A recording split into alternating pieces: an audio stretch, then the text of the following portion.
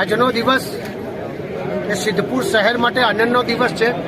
એટલા માટે કે સિદ્ધપુર નગરપાલિકાના પ્રમુખશ્રી અને એમની ટીમ અધિકારીઓ પદાધિકારીઓ ભેગા થઈને સિદ્ધપુરમાં 21 કામ એકની સાથે આજે એનું ખાતમુહૂર્ત થયું છે.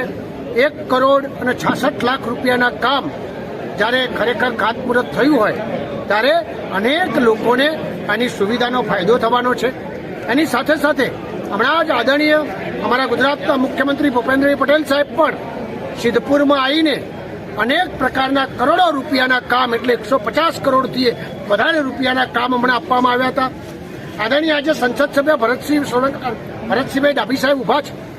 એમને પણ આ વિસ્તારની અંદર તાજેતરમાં જ આ વિસ્તારની અંદર સૌથી મોટી સમસ્યા જે અમારી પુલની હતી એ દૂર કરીને રેલવે ઉપર જે મંજૂર કરાયા એવા અનેક પ્રકારના કામ ટૂંક સમયમાં જ્યારે સિદ્ધપુરના થયા છે.